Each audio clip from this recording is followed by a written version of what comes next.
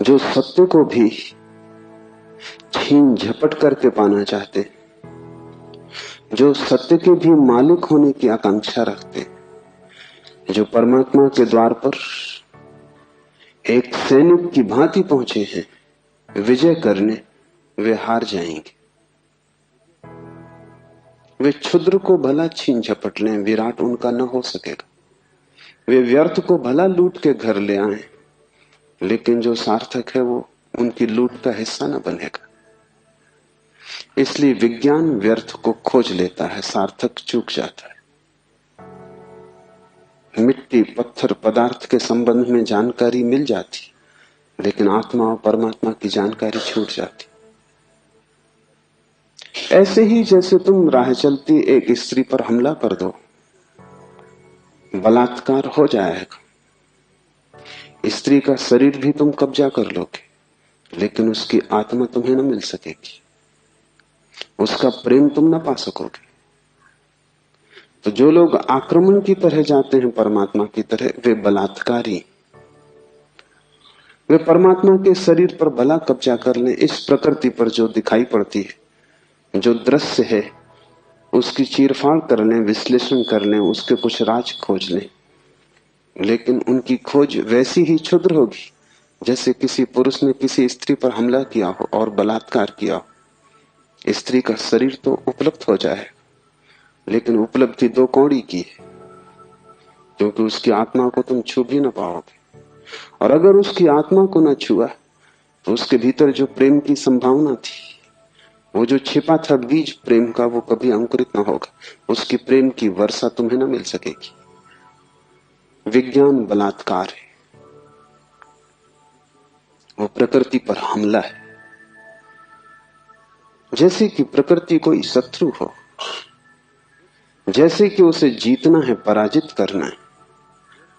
इसलिए विज्ञान तोड़फोड़ में भरोसा करता है, विश्लेषण तोड़फोड़ है, काटपीट में भरोसा करता है। अगर वैज्ञानिक से पूछो कि फूल सुंदर है, तो तोड़ेगा फूल को, काटेगा, जांच पड़ताल करेगा, लेकिन उसे पता नहीं तोड़ने में ही सौंदर्य खो जाता। सौंदर्य तो पूरे में था, खंड खंड में सौंदर्य ना मिलेगा। हाँ, रासायनिक तत्व मिल जाएंगे, किन चीजों से फूल बना है, किन पदार्थों से बना है, किन खनिज और द्रव्यों से बना है, वो सब मिल जाएगा।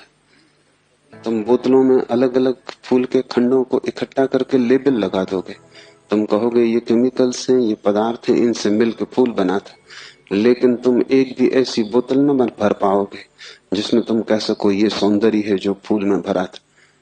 सौंदर्य तिरोहित हो जाएगा। अगर तुमने फूल पर आक्रमण किया तो फूल की आत्मा तुम्हें न मिलेगी, शरीर ही मिलेगा। विज्ञान इसलिए आत्मा में भरोसा नहीं करता। भरोसा करे भी कैसे? इतनी चेष्टा के बाद भी आत्मा की कोई झलक नहीं मिलती। झलक मिलेगी ही नहीं, इसलिए नहीं कि आत्मा नहीं, बल्कि तुमने जो ढंग चुना है वो आत्मा को पाने का ढंग नहीं। तुम जिस द्वार से प्रवेश किए हो वो क्षुद्र को पाने का द्वार है। आक्रमण से जो बहुमूल्य है वो नहीं मिल सकता। जीवन का रहस्य तुम्हें मिल सकेगा अगर नमन के द्वार से तुम गए, अगर तुम झुके, तुमने प्रार्थना की, तो तुम प्रेम के केंद्र तक पहुंच पाओगे। परमात्मा को रिझाना करीब करीब एक स्त्री को रिझाने जैसा है। उसके पास अति प्रेमपूर्ण, अति विनम्र, प्रार्थना से भरा हृदय चाहिए। और जल्दी वहां नहीं है। तुमने जल्दी की कि तुम चूके, वहां बड़ा धैर्य चाहिए। तुम्हारी जल्दी और उसका हृदय बंद हो जाए,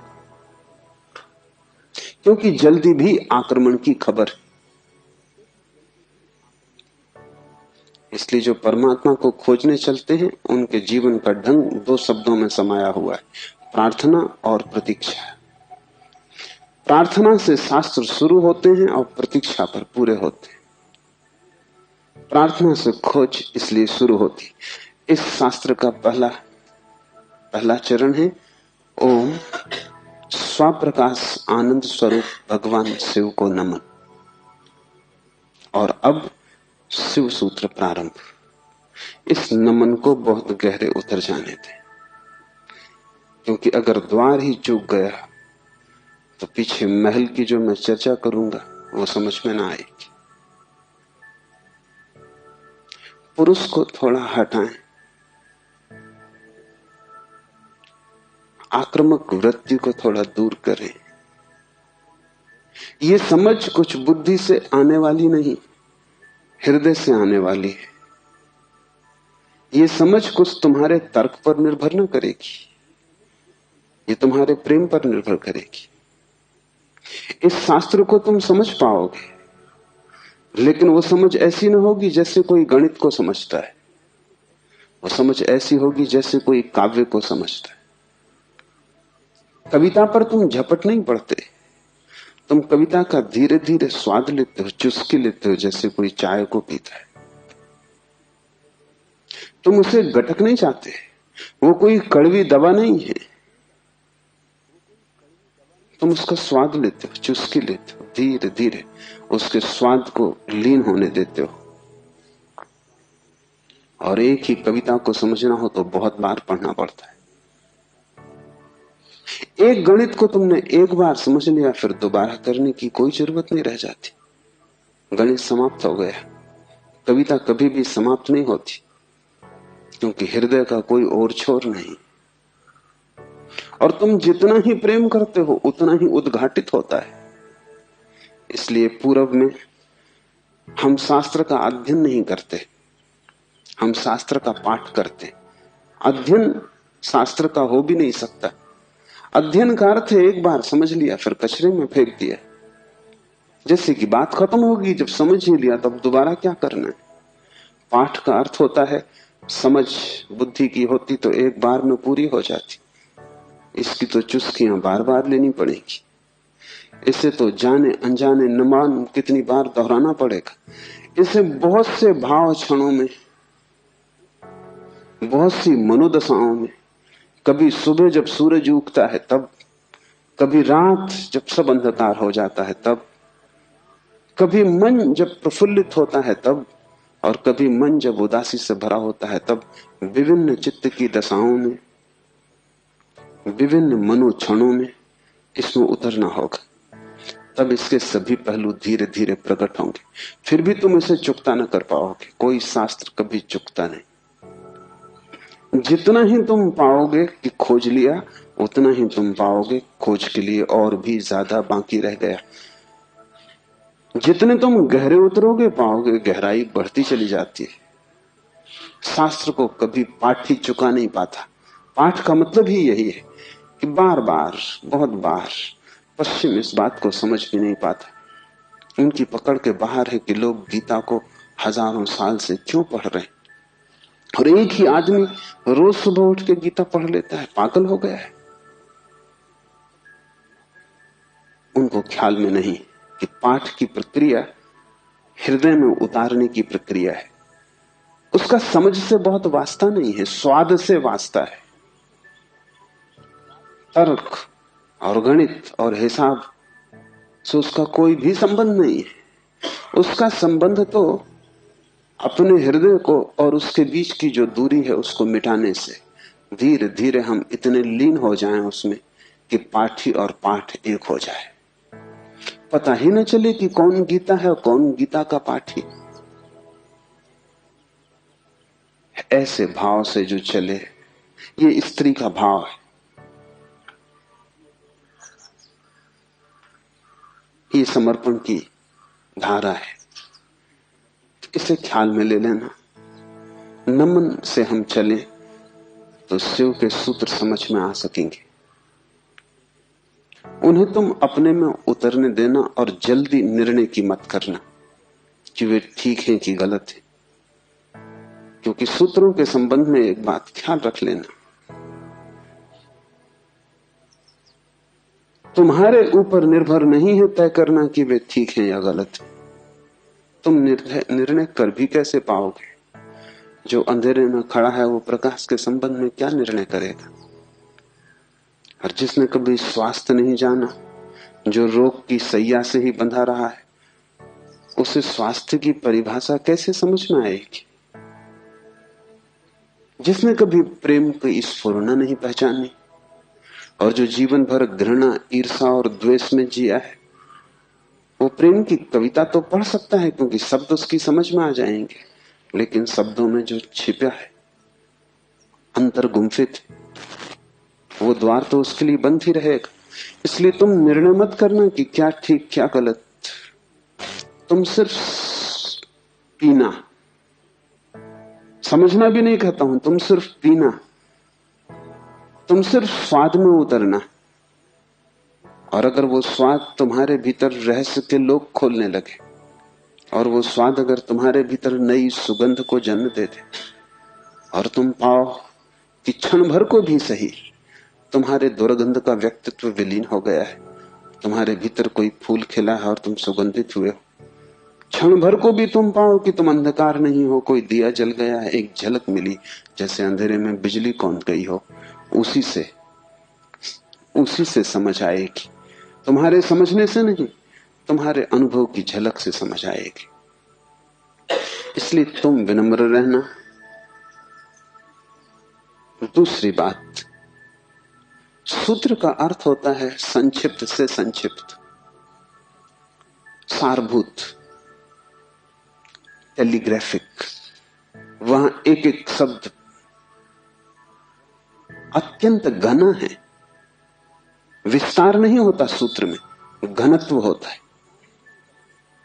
लंबा नहीं होता सूत्र, बड़ा छोटा होता है, जैसे छोटा सा बीज होता है, उसमें सारा वृक्ष समाया होता है। जैसे बीज है ऐसा सूत्र है। बीज में तुम वृक्ष को देख भी नहीं सकते,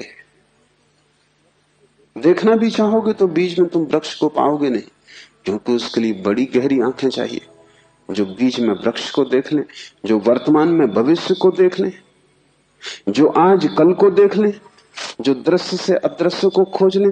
बड़ी पैनी आंखें चाहिए। वैसी पैनी आंखें तुम्हारे पास अभी नहीं है। अभी तो तुम्हें बीज बीज ही दिखाई पड़ेगा। वृक्ष को देखना हो तो बीज को तुम्हें बोना पड़ेगा, और कोई रास्ता तुम्हारे पास देखने का नहीं है।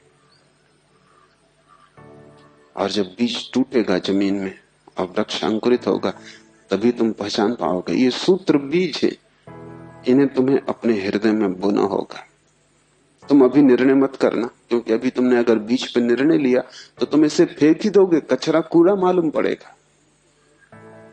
बीज में कंकड़ पत्थर में कोई ज्यादा फर्क नहीं है। कभी कभी तो कंकड़ पत्थर ज्यादा चमकीले, रंगीन, खूबसूरत, कीमती होते,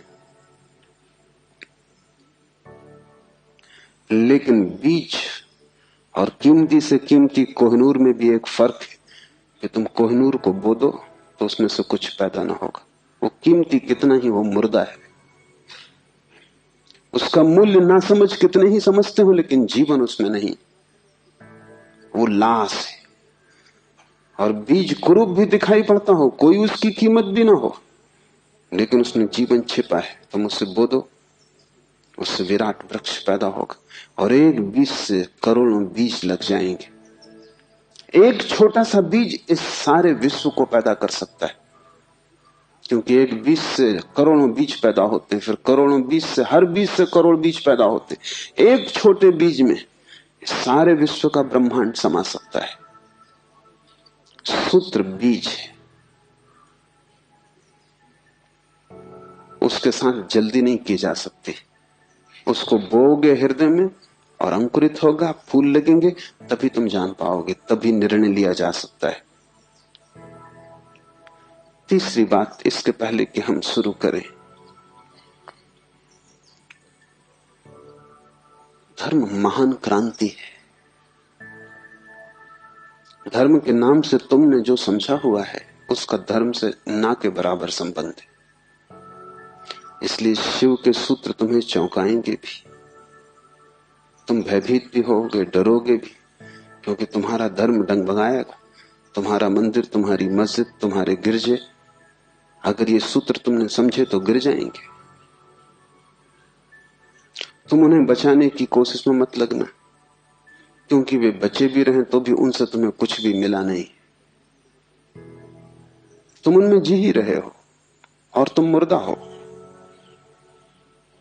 मंदिर काफी सजे हैं, लेकिन तुम्हारे जीवन में कोई भी खुशी की किरण नहीं। मंदिर में काफी रोशनी, उससे तुम्हारे जीवन का अंधकार नहीं मिटता।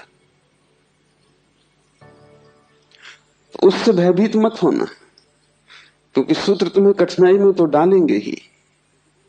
क्योंकि शिव कोई पुरोहित नहीं है। पुरोहित की भाषा तुम्हें हमेशा संतोषदायी मालूम पड़ती, क्योंकि पुरोहित को तुम्हारा शोषण करना है। पुरोहित तुम्हें बदलने को उत्सुक नहीं है। तुम जैसे हो ऐसे ही रहो, इसी में उसका लाभ है। तुम जैसे हो रुग्ण बीमार, ऐसे ही रहो, इसी में उसका व्यवसाय है। मैंने सुना है एक डॉक्टर ने अपने लड़के को पढ़ाया, पढ़ लिख के घर आया, पिता ने कभी छुट्टी भी ना ली थी। तो उसने कहा कि अब तू मेरी कारोबार को संभाल और मैं 3 महीने विश्राम कर लूं। जीवन भर सिर्फ मैंने कमाया है, कभी विश्राम नहीं लिया। वो विश्व की यात्रा पर निकल गया। 3 महीने बाद लौटा तो उसने अपने लड़के से पूछा कि सब ठीक चल रहा है। उसके लड़के ने कहा कि बिल्कुल ठीक चल रहा है। आप हैरान होंगे कि जिन मरीजों को आप जीवन भर में ठीक न कर पाए, उनको मैंने 3 महीने में ठीक कर दिया। पिता ने सिर ठोक लिया। उसने कहा, मूढ़, वही हमारा व्यवसाय थे। क्या मैं उनको ठीक नहीं कर सकता था? तेरी पढ़ाई कहां से आती थी? उन्हीं पर आधार था, और भी बच्चे पढ़ लिख लेते, तूने सब खराब कर दिया। पुरोहित तुम जैसे हो रुग्ण बीमार, तुम्हें वैसा ही चाहता है, उस पर ही उसका व्यवसाय है। शिव कोई पुरोहित नहीं है। शिव तीर्थंकर है, शिव अवतार है, शिव क्रांति दृष्टा है, पैगंबर है। वे जो भी कहेंगे वो आग है। अगर तुम जलने को तैयार हो तो ही उनके पास आना। अगर तुम मिटने को तैयार हो तो ही उनके निमंत्रण को स्वीकार करना, क्योंकि तुम मिटोगे तो ही नए का जन्म होगा। तुम्हारी राख पर ही नए जीवन की शुरुआत है। इन बातों को ख्याल में रख के एक सूत्र को समझने की कोशिश करें। पहला सूत्र है चैतन्य आत्मा। चैतन्य आत्मा है।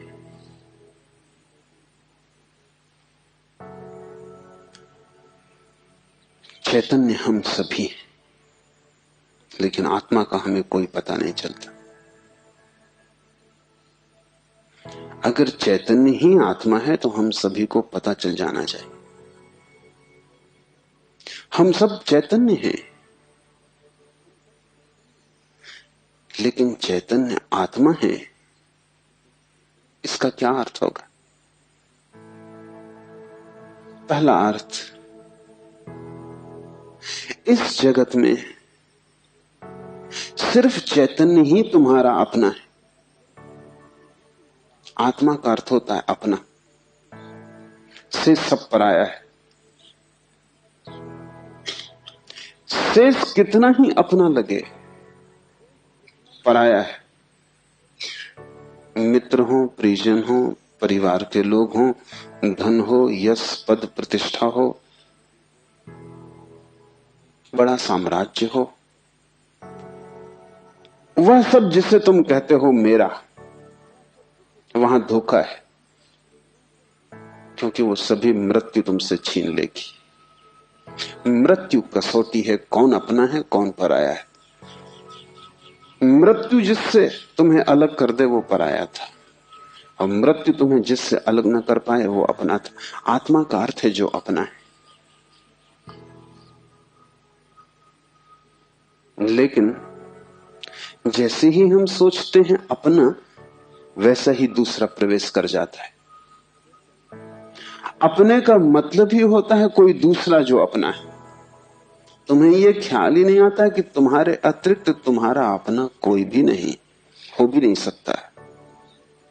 और जितनी देर तुम भटके रहोगे इस धारा में कि कोई दूसरा अपना है, उतने दिन व्यर्थ गए, उतना जीवन अकारण बीता।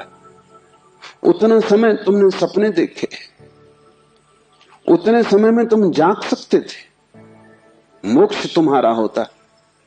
तुमने कचरा इकट्ठा किया।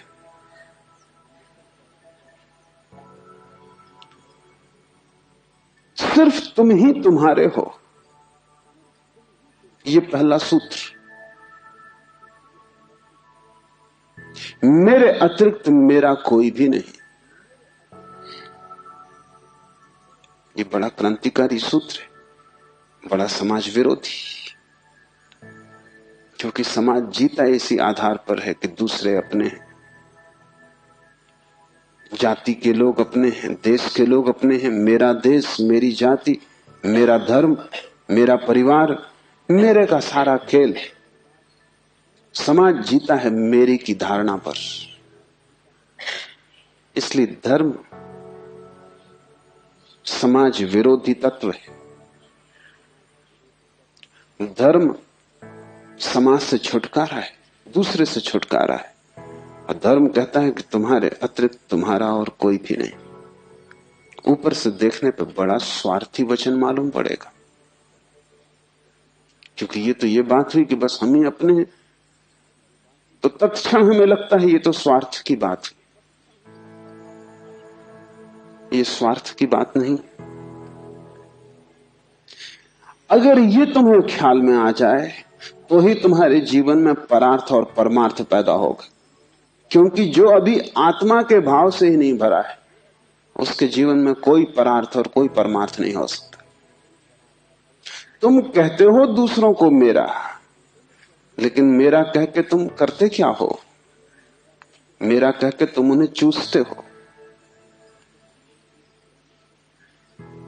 मेरा तुम्हारा शोषण का हिस्सा है, फैलाव है। जिसको भी तुम मेरा कहते हो, तुम उसे गुलाम बनाते हो, तुम उसे अपने परिग्रह में परिवर्तित कर देते हो। मेरी पत्नी, मेरा पति, मेरा बेटा, मेरा पिता, तुम करते क्या हो?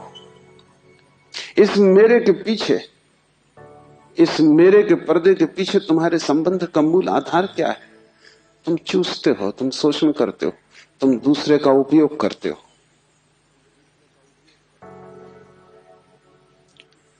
इस दूसरे के उपयोग को तुम सोचते हो परार्थ, तो तुम भ्रांति में हो। एक सम्राट बूढ़ा हुआ, उसके 3 बेटे थे और वो बड़ी चिंता में था किसको राज्य दे। तीनों ही योग्य और कुशल थे, तीनों ही समान गुण धर्मा थे, इसलिए बड़ी कठिनाई हुई। उसने एक दिन तीनों बेटों को बुलाया और कहा कि पिछले पूरे वर्ष में तुमने जो भी कृत्य महानतम किया हो, एक कृत्य जो पूरे वर्ष में महानतम हो, वो तुम मुझे कहो। बड़े बेटे ने कहा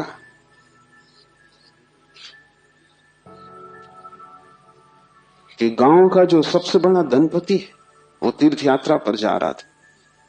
उसने करोड़ों रुपए के हीरे जवाहरात बिना गिने, बिना किसी हिसाब किताब के, बिना किसी दस्तखत लिए मेरे पास रख दिए और कहा कि जब मैं लौट आऊंगा तीर्थ यात्रा से मुझे वापस लौटा देना। चाहता मैं तो पूरे भी पा जा सकता था, क्योंकि न कोई लिखा पड़ी थी, न कोई गवाह था। इतना भी न करता तो थोड़े बहुत बहुमूल्य हीरे में बचा लेता तो कोई कठिनाई न थी, क्योंकि उस आदमी ने ना तो गिने थे और ना कोई संख्या रखी थी। लेकिन मैंने सब जैसी की जैसी थैली वापस लौटा दी। पिता ने कहा तुमने भला किया, लेकिन मैं तुमसे पूछता हूं कि अगर तुमने कुछ रख लिए होते तो तुम्हें पश्चाताप, ग्लानि, अपराध का भाव पकड़ता या नहीं? उस बेटे ने कहा निश्चित पकड़ता। तो बाप ने कहा इसमें परोपकार कुछ भी ना हुआ, तुम सिर्फ अपने पश्चाताप, अपनी पीड़ा से बचने के लिए ये किए हो। इसमें परोपकार क्या हुआ? हीरे बचाते तो ग्लानि मन को पीड़ा देती, कांटे की तरह चुभती, उस कांटे से बचने के लिए तुमने हीरे वापस दिए। काम तुमने अच्छा किया, ठीक है, लेकिन परोपकार कुछ भी ना हुआ। उपकार तुमने अपना ही किया है। दूसरा बेटा थोड़ी चिंता में पड़ा और उसने कहा कि मैं राह के किनारे से गुजरता था और झील में सांझ के वक्त, जबकि वहां कोई भी न था, एक आदमी डूबने लगा। चाहता तो मैं अपने रास्ते चला जाता, सुना अनसुना कर देता, लेकिन मैंने तत्क्षण छलांग मारी, अपने जीवन को खतरे में डाला और उस आदमी को बाहर निकाला। बाप ने कहा तुमने ठीक किया, लेकिन अगर तुम चले जाते और ना निकालते तो क्या उस आदमी की मृत्यु सदा तुम्हारा पीछा न करती? तुम अनसुनी कर देते ऊपर से, लेकिन भीतर तो तुम सुन चुके थे उसकी चीत्कार आवाज कि बचाओ। क्या सदा सदा के लिए उसका प्रेत तुम्हारा पीछा न करता? उसी भय से तुमने छलांग लगाई, अपने जान को खतरे में डाला, लेकिन परोपकार तुमने कुछ किया हो इस भ्रांति में पड़ने का कोई कारण नहीं।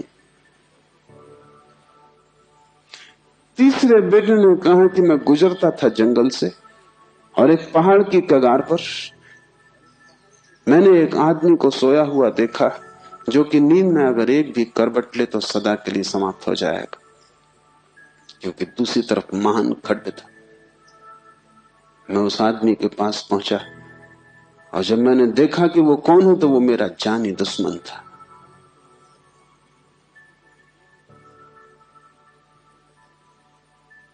मैं चुपचाप अपने रास्ते पे जा सकता था।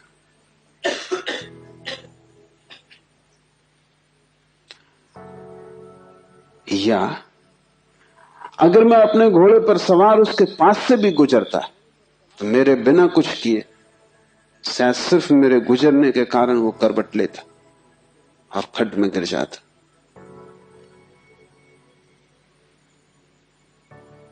लेकिन मैं आहिस्ते से जमीन पर सरकता हुआ उसके पास पहुंचा कि कहीं मेरी आहट में वो गिर न जाए। और ये भी मैं जानता था कि वो आदमी बुरा है, मेरे बचाने में भी वो मुझे गालियां ही देगा। उसे मैंने हिलाया, आहिस्ते से जगाया,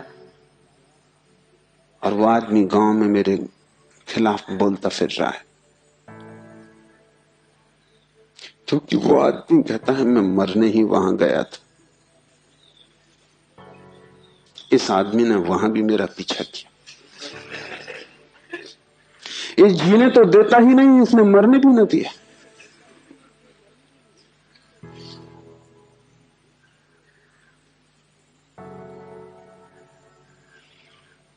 पिता ने कहा तुम दोस्त से बेहतर हो, लेकिन परोपकार ये भी नहीं।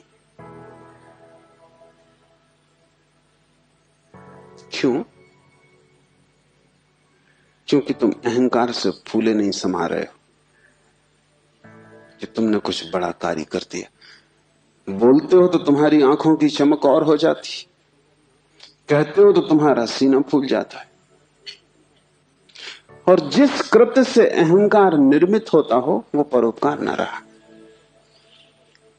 बड़े सूक्ष्म मार्ग से तुमने अपने अहंकार को उससे भर लिया। तुम सोच रहे हो तुम बड़े धार्मिक हो, परोपकारी हो, तुम इन दो से बेहतर हो, लेकिन मुझे राज्य के मालिक के लिए किसी तीसरे की ही तलाश, चौथे की ही तलाश करनी पड़ेगी। जब तुम परोपकार करते हो तब तुम कर नहीं सकते, क्योंकि जिसे अपना ही पता नहीं है वो परोपकार करेगा कैसे? तुम चाहे सोचते हो कि तुम कर रहे हो गरीब की सेवा, अस्पताल में बीमार के पैर दबा रहे हो, लेकिन अगर तुम गौर से खोजोगे तो तुम कहीं ना कहीं अपने अहंकार को ही भरता हुआ पाओगे। और अगर तुम्हारा अहंकार ही सेवा से भरता है तो सेवा भी शोषण है।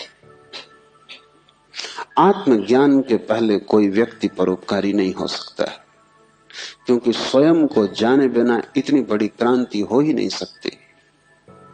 मैंने सुना है कि मुल्ला नसरुद्दीन की पत्नी उससे झगड़ रही और कह रही थी कि मामला क्या है, एक दफा साफ हो जाना चाहिए। तुम मेरे सभी रिश्तेदारों को नफरत और घृणा क्यों करते हो? नसरुद्दीन ने कहा, यह बात गलत है, यह बात तथ्यगत भी नहीं है, और मैं इसका प्रमाण है मेरे पास। और प्रमाण यह है कि मैं तुम्हारी सास को अपनी सास से ज्यादा चाहता हूं। अहंकार ऐसे रास्ते खोजता, ऊपर से दिखता है कि तुम परोपकार कर रहे हो, लेकिन भीतर तुम ही खड़े होते हो। और जितनी सूक्ष्म हो जाती है यात्रा, उतनी ही पकड़ के बाहर हो जाती। दूसरे तो पकड़ ही नहीं पाते, तुम भी नहीं पकड़ पाते हो। दूसरे तो धोखे में पड़ते ही हैं, तुम भी अपने दिए धोखे में घूम जाते हो, भटक जाते हो। हम सभी ने अपनी अपनी भूल भुलैया बना ली। उसमें हमने दूसरों को धोखा देने के लिए ही शुरू किया था सारा उपाय, आयोजन। ये हमने कभी सोचा न था कि अपनी बनाई भूल भुलैया में हम खुद ही खो जाएंगे, लेकिन हम खो गए। पहली बात स्मरण रखो, तुम्हारे अतिरिक्त तुम्हारा कोई भी नहीं। जैसे ही यह स्मरण सघन होता है कि चैतन्य ही आत्मा है, बस चैतन्य ही मैं हूं, और सब पर है, पराया है, विजाती है, वैसे ही तुम्हारे जीवन में क्रांति की पहली किरण प्रविष्ट हो जाती। वैसे ही तुम्हारे और समाज के बीच एक दरार पड़ जाती। वैसे ही तुम्हारे और तुम्हारे संबंधों के बीच एक दरार पड़ जाती। लेकिन आदमी अपनी तरफ देखना नहीं चाहता। देखना कठिन भी है, क्योंकि देखने के पहले जिस प्रक्रिया से गुजरना पड़ता है वो बहुत संघातक है। एक मारवाड़ी व्यापारी एक फिल्म अभिनेत्री के प्रेम में पड़ गया। वैसे बात अनहोनी थी, मारवाड़ी और व्यापारी प्रेम से सदा दूर ही रहता है, लेकिन अनहोनी भी घटती है। प्रेम में तो पड़ गया, लेकिन व्यापारी का संदेह भरा चित्त, तो उसने एक जासूस नियुक्त कर दिया अभिनेत्री के पीछे कि तू पता लगा इसका चरित्र तो ठीक है ना। इसके पहले कि मैं प्रस्ताव करूं विवाह का, सब बात पक्की कागज पर साफ हो जानी चाहिए। जासूस ने बड़ी खोजबीन की। 7 दिन बाद उसने रिपोर्ट भी भेज दी। रिपोर्ट आई कि इस स्त्री का चरित्र एकदम निर्दोष, निष्कलुष है। ऐसी कोई बात कभी इसके संबंध में नहीं सुनी गई, नहीं जानी गई जिससे संदेह पैदा हो। सिर्फ एक बात को छोड़कर पिछले कुछ दिनों से एक संदिग्ध मारवाड़ी के साथ ये देखी जाती। वो संदिग्ध मारवाड़ी वो स्वयं थे। आंख दूसरे को देखती है, हाथ दूसरे को छूते हैं, मन दूसरे की सोचता है, और तुम सदा अंधेरे में खड़े रह जाते हो। तुम्हारी हालत वही है जो दिया तले अंधेरे की होती। उस दिए की रोशनी सब पर पड़ती, सिर्फ तुम्हें छोड़ देती। इसलिए तुम भटकते हो उस रोशनी में, सब तरफ, सब दिशाओं में यात्रा करते हो, और एक अपरिचित रह जाता है, और वही तुम हो। यह पहला सूत्र है, चैतन्य आत्मा। इस सूत्र को गहरे बीज की तरह अपने हृदय में उतर जाने दो। व्यर्थ है सारे जगत की यात्रा अगर तुम अपने से अपरिचित रह गए। अगर स्वयं को न जान पाए और सब भी जान लिया तो वो सारा ज्ञान भी इकट्ठे जोड़ में अज्ञान सिद्ध होगा। अगर अपने को न देख पाए और सारा जगत देख डाला, चांद तारे छान डाले, तो भी तुम अंधे ही रहोगे, क्योंकि आंख तो उसी को मिलती है जो स्वयं को देख लेता है। ज्ञान तो उसी को मिलता है जो स्वयं से परिचित हो जाता है, जो चैतन्य के स्वप्रकाश में नहा लेता है, वही पवित्र है। और कोई तीर्थ नहीं है, चैतन्य तीर्थ है। और चैतन्य तुम्हारा स्वभाव है, उससे तुम क्षण भर को भी पार नहीं गए हो, लेकिन दिया तले अंधेरा है। तुम उससे दूर जा भी नहीं सकते, चाहो तो भी, लेकिन भ्रम पैदा हो सकता है कि तुम बहुत दूर चले गए हो। तुम सपना देख सकते हो संसार में, लेकिन सपना सत्य नहीं हो सकता। सत्य तो सिर्फ एक बात है, वो है तुम्हारा चैतन्य स्वभाव। चैतन्य आत्मा है तो पहली तो बात कि मेरा सिवाय चैतन्य के और कोई भी नहीं। ये भाव तुम में सघन हो जाए तो सन्यास का जन्म हुआ, क्योंकि मेरे अतिरिक्त भी मेरा कोई हो सकता है, यही भाव संसार है।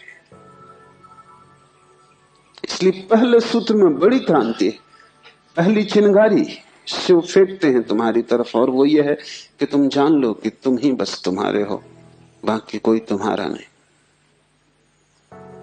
इससे बड़ा विषाद मन को पकड़ेगा, क्योंकि तुमने दूसरों के साथ बड़े संबंध बना रखे, बड़े सपने संजो रखे, दूसरों के साथ तुम्हारी बड़ी आशाएं जुड़ी हैं। मां देख रही है कि बेटा बड़ा होगा, बड़ी आशाएं जुड़ी हैं। बाप देख रहा है कि बेटा बड़ा होगा, बड़ी आशाएं जुड़ी हैं। और इन सारी आशाओं में तुम अपने को खो रहे हो। यही तुम्हारे पिता भी इन्हीं आशाओं को कर करके समाप्त हुए तुम्हारे लिए। तुमसे क्या उन्हें मिला? यही आशाएं कर करके तुम समाप्त हो जाओगे, तुम्हारे बेटे से तुम्हें कुछ मिलेगा ना। और तुम्हारा बेटा भी यही मूर्खता जारी रखेगा, वो अपने बेटों से आशाएं करेगा। नहीं, अपनी तरफ देखो, न तो पीछे न आगे, कोई भी तुम्हारा नहीं है। कोई बेटा तुम्हें नहीं भर सकेगा, कोई संबंध तुम्हारी आत्मा नहीं बन सकता। तुम्हारे अतिरिक्त तुम्हारा कोई मित्र नहीं, लेकिन तब बड़ा डर लगता है, क्योंकि लगता है कि तुम अकेले हो गए। और आदमी इतना भयभीत है कि गली से गुजरता है अकेले में तो भी जोर से गीत गाने लगता है, अपनी ही आवाज सुन के लगता है कि अकेला नहीं। ये तुम अपनी ही आवाज सुन रहे हो। बाप जब बेटे में अपने सपने रचा रहा है तो बेटे की कोई सहमति नहीं है। ये बाप खुद ही अकेले में सीटी बजा रहा है, इसलिए दुखी होगा कल, क्योंकि इसने जिंदगी भर सपने रचाए और ये सोचता है कि बेटा भी यही सपने देख रहा है। ये गलती में, बेटा अपने सपने देखेगा, तुम अपने सपने देख रहे हो, तुम्हारे बाप ने अपने सपने देखे थे, ये कहीं मिलते नहीं। हर बाप दुखी मरता है। क्या कारण होगा? क्योंकि जो जो सपने वो बांधता है वो सभी सपने बिखर जाते हैं। हर आदमी अपने सपने देखने को यहां है, तुम्हारे सपने देखने को नहीं। और तुम्हें अगर चाहिए कि एक आत्म स्थिति उपलब्ध हो जाए, एक तृप्ति मिले, तो तुम सपने किसी और के साथ मत बांधना, अन्यथा तुम भटकोगे। संसार का इतना ही अर्थ है कि तुमने अपने सपनों की नाव दूसरों के साथ बांध रखी।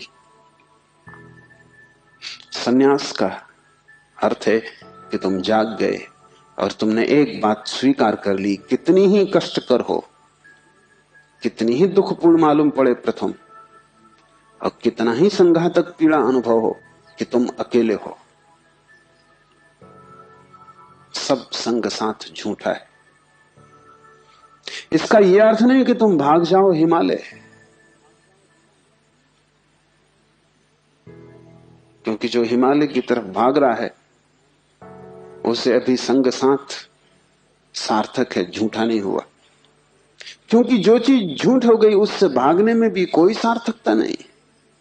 कोई भी सुबह जाग के भागता तो नहीं कि सपना झूठा है, भागूं इस घर से। सपना झूठा हो गया, बात खत्म हो गई, उसमें भागना क्या है। लेकिन एक आदमी है जो भाग रहा है पत्नी से, बच्चों से, इसका भागना बताता है। इसने सुन लिया होगा कि सपना झूठा है, लेकिन अभी इसे खुद पता नहीं चला। कल तक ये पत्नी की तरफ भागता था, पत्नी की तरफ पीठ करके भागता है, लेकिन दोनों ही अर्थों में पत्नी सार्थक थी।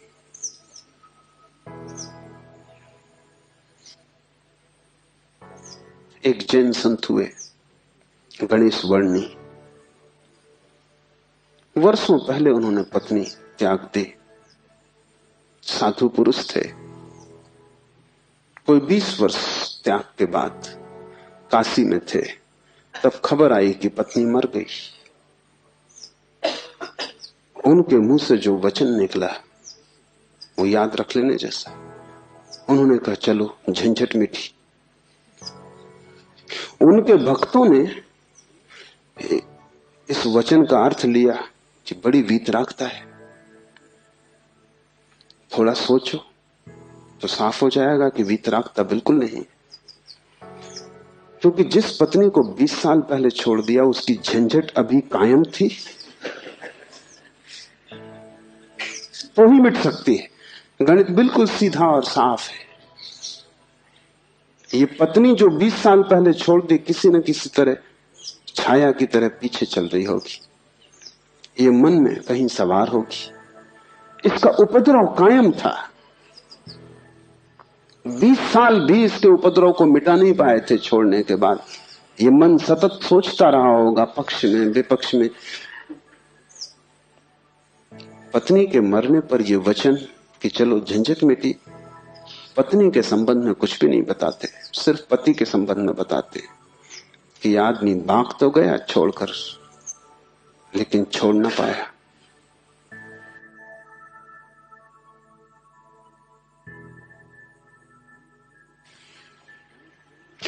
और गणेश वर्णी साधु पुरुष थे, इसलिए थोड़ा सोच लेना, साधु पुरुष भी बड़ी भ्रांति में रह सकते। उनके चरित्र में, आचरण में कोई भूल चूक न थी। वे मर्यादा के पुरुष थे, ठीक ठीक नियम से चलते थे। वहां कोई जरा भी दरार नहीं पा सकता, जरा त्रुटि नहीं पा सकता। सब आचरण ठीक था, साधुता पूरी थी। फिर भी भीतर कोई बात चूक गई। हिमालय पहुंच गए, झंझट सांस चली गई। फिर दूसरी बात भी समझ लेने जैसी है, और वो ये कि अगर पत्नी के मरने पर पहला ख्याल ही आया कि झंझट मिटी, तो कहीं जाने अनजाने अचेतन में पत्नी की मृत्यु की आकांक्षा भी छिपी रही होगी। वो जरा गहरा किसी तल पर पत्नी मिट जाए, न हो, समाप्त हो जाए, ये तो हिंसा हो गई। लेकिन एक एक वचन भी अकारण नहीं आता, आसमान से नहीं आता। एक एक वचन भी भीतर से आता। और ऐसे क्षणों में जबकि पत्नी मर गई इसकी खबर आई हो, तुम ठीक ठीक अपने रोजमर्रा के व्यवसायी होश में नहीं होते, तब तुमसे जो बात निकलती है वो ज्यादा सही होती। घंटे भर बाद तुम्हें मौका मिल जाएगा, तुम खुद ही सोच समझ के लिप पोता कर लोगे। तुम फिर जो कहोगे वो बात झूठी हो जाएगी। लेकिन तत्क्षण, उस क्षण में वर्णी चूक गए। वो जो 20 साल से उन्होंने चारों तरफ साधुता का व्यवस्था कर रखी थी, उस क्षण में भूल गए। जब वर्णी को ऐसा घट सकता है तो तुम्हें तो सहज ही घट सकता है। भागने से कुछ भी ना होगा, भागकर कोई भी कभी भाग नहीं पाया। लेकिन भक्त इसको न देख पाएंगे। उन्होंने तो वर्णी की कथा में इसको बड़े बहुमूल्य वचन की तरह संग्रहित किया है, ये सोच के कि देखो आदमी कैसा वितराग है। तुम्हें पता भी नहीं हो सकता कि वीतरागता क्या है। तुम राग में जीते हो, तुम्हें विराग समझ में आता है, तुमसे जो विपरीत है वो समझ में आता है। तुम जानते हो कि तुम पत्नी को छोड़ के नहीं जा सकते, और ये आदमी छोड़ के चला गया, ये आदमी तुमसे बड़ा है, ये तुमसे विपरीत है, लेकिन तुमसे भिन्न नहीं। तुम पैर के बल खड़े हो, यह आदमी सिर के बल खड़ा है, लेकिन तुम्हारे मन में और इसके मन में रत्ती भर भी फर्क नहीं। खोज के देखो, तुम सभी सोचते हो कि पत्नी झंझट। तुम एक आध ऐसा पति पा सकते हो जो कहे पत्नी झंझट नहीं। पत्नी के सामने मत पूछना, एकांत में अकेले में। मुल्ला नसरुद्दीन ने मुझे कहा है कि मैं भी कभी सुखी था, लेकिन ये मुझे पता ही तब चला जब मैंने विवाह कर लिया, और तब फिर बहुत देर हो चुकी थी। मैं भी कभी सुखी था, ये पता मुझे तब चला जब मैंने विवाह कर लिया, लेकिन तब तक तो बहुत देर हो चुकी थी, सुख हाथ से जा चुका था। पति को गहराई में पूछो तो ऐसा पति खोजना कठिन है जिसने कई बार पत्नी की हत्या करने का विचार न किया हो, सपने न देखे हो कि मार डाला पत्नी को। सुबह उठ के वो भी कहेगा कैसा बेहुदा सपना, लेकिन अचेतन आकांक्षा है। जिससे झंझट पैदा होती है उसे मिटा देने का मन सीधा तर्क है, लेकिन झंझट दूसरे से कभी पैदा होती ही नहीं। पत्नी में अगर कोई उपद्रव होता तो कौन तुम्हें रोकता था? तुम सब भाग गए होते हिमालय। उपद्रव पत्नी में नहीं है, क्योंकि तुम हिमालय जाके फिर पत्नी खोज लोगे। उपद्रव तुम्हारे भीतर है। तुम अकेले नहीं रह सकते, तुम्हें कोई दूसरा चाहिए। अकेले में तुम डरते हो, कोई दूसरा, तब तुम निश्चिंत मालूम पड़ते हो। क्यों?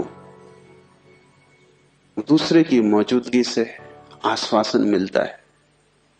दुख में सुख में कोई साथी है, जीवन में मृत्यु में कोई साथी है। लेकिन अकेलापन स्वभाव है, और जिस व्यक्ति ने यह अनुभव कर लिया कि आत्मा ही बस मेरी है, उसने अपने अकेलेपन को अनुभव कर लिया। भागने की कोई भी जरूरत नहीं तो झंझट पीछे चली जाएगी। तुम जहां हो वहीं रहना, रत्ती भर भी बाहर कोई फर्क करने की आवश्यकता नहीं है, लेकिन भीतर तुम अकेले हो जाना। भीतर तुम कैवल्य को अनुभव करना कि मैं अकेला हूं, कोई संगी साथी नहीं। और ये तुम दोहराना मत, क्योंकि दोहराने की कोई जरूरत नहीं कि रोज सुबह बैठ के तुम दोहराओ कि मैं अकेला हूं, कोई संगी साथी नहीं। इससे कुछ भी ना होगा। ये दोहराना तो सिर्फ यही बताएगा कि तुम्हें अभी ख्याल नहीं हुआ। इसे समझना, ये तथ्य है कि तुम अकेले हो। समझने में अड़चन है, वही तपश्चर्या है। तप का अर्थ नहीं है कि तुम धूप में खड़े हो जाओ। आदमी को छोड़ के सभी पशु पक्षी धूप में खड़े, उनमें से कोई भी मोक्ष नहीं चला जा रहा है। और तप का अर्थ ये नहीं है कि तुम भूखे खड़े हो जाओ, अनशन कर लो, उपवास कर दो, क्योंकि आधी दुनिया वैसे ही भूखी मर रही है। कोई उपवास करके मोक्ष नहीं पहुंच जाता है। शरीर को गला दो, जला दो, उससे कुछ हल नहीं है। वो सिर्फ आत्महिंसा है और महानतम पाप है। और सिर्फ मूढ़ उस पाप में उतरते हैं। जिन्हें थोड़ा भी बोध है वो ऐसी नासमझियां ना करेंगे। दूसरे को भूखा मारना अगर गलत है तो खुद को भूखा मारना सही कैसे हो सकता है? दूसरे को सताना अगर हिंसा है तो खुद को सताना अहिंसा कैसे हो सकती है? सताने में हिंसा है, किसको तुम सताते हो इससे क्या फर्क पड़ता है? जो हिम्मतवर है वो दूसरे को सताते हैं, जो कमजोर है वो खुद को सताते हैं। क्योंकि दूसरे को सताने में एक खतरा है, दूसरा बदला लेगा। खुद को सताने में वो खतरा भी नहीं है, कौन बदला लेगा? कमजोर अपने को सताते हैं। तुमने कभी ख्याल किया, अगर पुरुष नाराज हो जाए तो वो पत्नी को पीटता, अगर पत्नी नाराज हो वो खुद को पीटती। ये जो पत्नी है ये साधुओं का प्रतीक है। कमजोर अपने को पीट लेता, क्या करे। ताकतवर दूसरे को पीटता है, क्योंकि उसमें खतरा तो है ही कि दूसरा क्या करेगा कौन जाने। कमजोर आत्महिंसक हो जाता है और ताकतवर परहिंसक होता है। और धार्मिक वो है जो अहिंसक, न वो दूसरे को सताता है न खुद को सताता है। सताने की बात ही व्यर्थ है। तपस्या का अर्थ है कि तुमने ये सत्य स्वीकार कर लिया कि तुम अकेले हो, कोई उपाय नहीं है संगी साथी का। तुम कितना ही चाहो, कितनी ही आंखें बंद करो, सपने देखो, तुम अकेले ही रहोगे। जन्मों जन्मों से तुमने घर बसाए, परिवार बसाए, मिटाए, लेकिन तुम अकेले ही रहे हो। तुम्हारे अकेलेपन में रत्ती भर फर्क नहीं पड़ता। जिसने ये जान लिया, स्वीकार कर लिया कि मैं अकेला हूं, उसके लिए इंगित है इस सूत्र में चैतन्य आत्मा है, वही तुम्हारा और कोई तुम्हारा नहीं। और दूसरी बात इस सूत्र में है, वो है चैतन्य। आत्मा कोई सिद्धांत नहीं है कि तुम शास्त्र में पढ़ो और मान लो। आत्मा कोई, जैसे गुरुत्वाकर्षण का सिद्धांत है, ऐसा कोई सिद्धांत नहीं है। आत्मा एक अनुभव है, सिद्धांत नहीं। और अनुभव है चैतन्य की तीव्रता का। इसलिए तुम जितने चैतन्य होते जाओगे उतनी ही तुम्हें आत्मा का पता चलेगा। तुम जितने बेहोश होते चले जाओगे उतना ही तुम्हें अपना पता नहीं चलेगा। और तुम करीब करीब बेहोश हो। जो आत्मा को जानना चाहता है उसे किसी दर्शन शास्त्र की जरूरत नहीं है, उसे चैतन्य को जगाने की प्रक्रिया चाहिए, उसे विधि चाहिए जिससे वो ज्यादा चेतन हो जाए। जैसे कि आग को तुम उकसाते हो, राख जम जाती, तुम उकसा देते हो, राख झड़ जाती, अंगारे झलकने लगते। ऐसी तुम्हें कोई प्रक्रिया चाहिए जिससे तुम्हारी राख झड़े और अंगारा चमके, क्योंकि उसी चमक में तुम पहचानोगे कि तुम चैतन्य हो। और जितने तुम चैतन्य हो उतने ही तुम आत्मवान हो। जिस दिन तुम पाओगे कि मैं परम चैतन्य हूं, उस दिन तुम परमात्मा हो। तुम्हारी चेतना की मात्रा ही तुम्हारी आत्मा की मात्रा होगी। लेकिन अभी तुम करीब करीब बेहोश, अभी करीब करीब तुम जैसे शराब पिए हो। अभी तुम चल रहे हो, उठ रहे हो, काम कर रहे हो, लेकिन जैसे नींद में। होश तुम्हें नहीं है। कभी तुमने ख्याल किया, किताब पढ़ते वक्त तुम पूरा पेज पढ़ जाते हो, तब तुम्हें ख्याल आता है, अरे मैं पूरा पेज पढ़ भी गया और एक शब्द याद नहीं। तुमने कैसे पढ़ा होगा पूरा पेज? तुम पढ़ सकते हो सोए सोए, मन कहीं और रहा होगा, तुम पढ़ गए, तब तुम्हें होश पता चला कि ये तो पूरा पेज व्यर्थ गया। तुम कई बार रास्ते से चलते हो, तुम पूरा रास्ता चल जाते हो, तब तुम्हें ख्याल आता है कि तुम चल रहे हो। तुम काम करते हो और तुम्हें पता नहीं चलता कि तुम कर रहे हो। तुम बेहोशी में जी रहे हो और चैतन्य आत्मा है। और तुम पूछते हो क्या आत्मा है? तुम चाहते हो कोई प्रमाण दे, तुम चाहते हो कोई सिद्ध करे, कोई तर्क से तुम्हें समझा दे तो तुम भी मान लो, नहीं तो तुम नास्तिक हो जाओगे। नास्तिकता बेहोशी का सहज परिणाम, आस्तिकता होश का फल। जितना तुम्हारा होश बढ़ेगा तो जरूरत नहीं है कि तुम मानो कि आत्मा है, क्योंकि कई ना समझ मान रहे हैं, उससे कुछ हल नहीं होता। इस मुल्क में तो सभी मानते हैं कि आत्मा है, लेकिन इससे क्या फर्क पड़ता है? तुम्हारे जीवन में कोई क्रांति इससे आती नहीं। शायद तुम इसलिए मान लेते हो कि हजारों साल से दोहराया जा रहा है। सुनते सुनते तुम्हारे कान पक गए, सुनते सुनते तुम भूल ही गए हो कि संबंध में सोचना भी है। सुनते सुनते पुनरुक्ति से आदमी सम्मोहित हो जाता है। एक ही बात बार बार दोहराई चली जाए तो तुम भूल जाते हो कि वो संदिग्ध, संदेह किया जा सकता है, विचार किया जाता है। और फिर आत्मा है, इससे तुम्हें बड़ा संतोष भी मिलता है। शरीर मरेगा ये तुम्हें पता है, आत्मा नहीं मरेगी इससे बड़ी हिम्मत बनती है। और आत्मा कभी नहीं मरेगी, अग्नि उसे जलाएगी नहीं, शस्त्र उसे छेदेंगे नहीं, मृत्यु उसका कुछ बिगाड़ ना सकेगी। इससे तुम्हें बड़ी सांत्वना मिलती। पर सांत्वना सत्य नहीं है। आत्मा को कोई न तो स्वीकार कर सकता है सिद्धांत की तरह, और न पुनरुक्ति की तरह कोई सम्मोहित हो सकता है। आत्मा को तो केवल वही लोग जान पाते हैं जो चैतन्य को बढ़ाते हैं। इस तरह जियो कि तुम पर राख इकट्ठी ना हो, इस तरह जियो कि तुम्हारे भीतर का अंगारा जलता रहे, प्रकाशित हो। इस तरह जियो कि प्रति क्षण तुम होश में रहो, बेहोश नहीं। मुल्ला नसरुद्दीन को बच्चा पैदा हुआ, पहला ही लड़का था।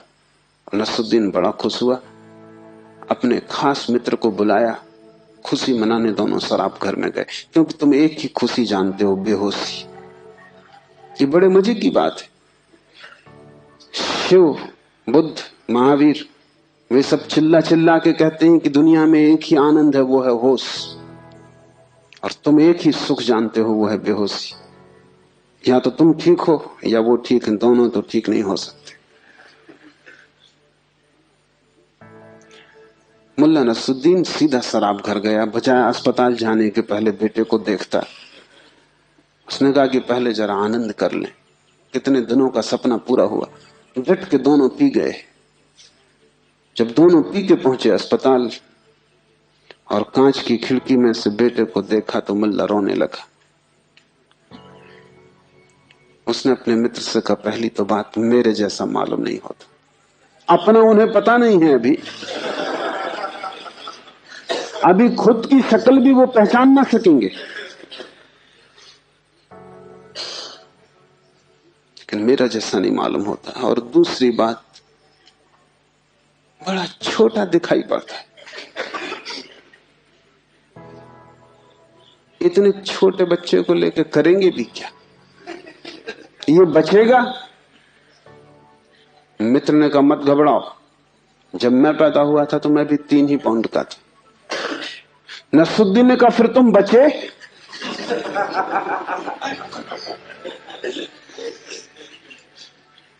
मित्र सोचने लगा, क्योंकि वो भी बेहोशी में था। उसने कहा, पक्का नहीं कह सकता।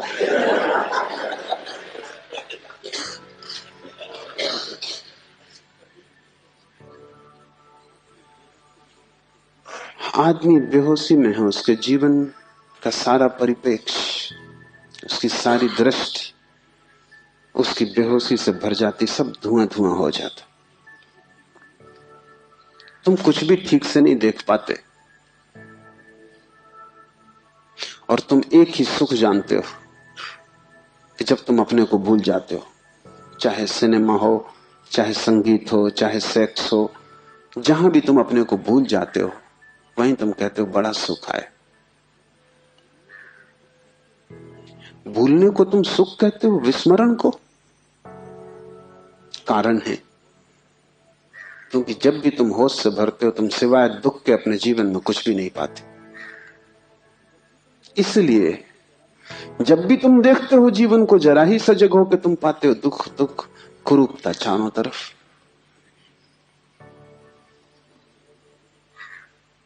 एक मेरे मित्र अविवाहित ही रह गए, उनसे मैंने पूछा कि क्या हुआ, कैसे चूक गए? तो उन्होंने कहा कि बड़ी अड़चन आई। जिस स्त्री को मैं प्रेम करता था, जब मैं शराब पी लेता तब वो मुझे सुंदर मालूम पड़ती। तब मैं शादी करने को राजी, लेकिन तब वो राजी नहीं। और जब मैं होश में होता तब मैं राजी नहीं, तब वो राजी होती थी। इसलिए चूक गए, कोई उपाय ना हुआ, मेल ना हो सका। तुम जब भी आंख खोल कर देखोगे, सब तरफ कुरूपता और दुख पाओगे। जब तुम बेहोश होते हो तब सब ठीक लगता है।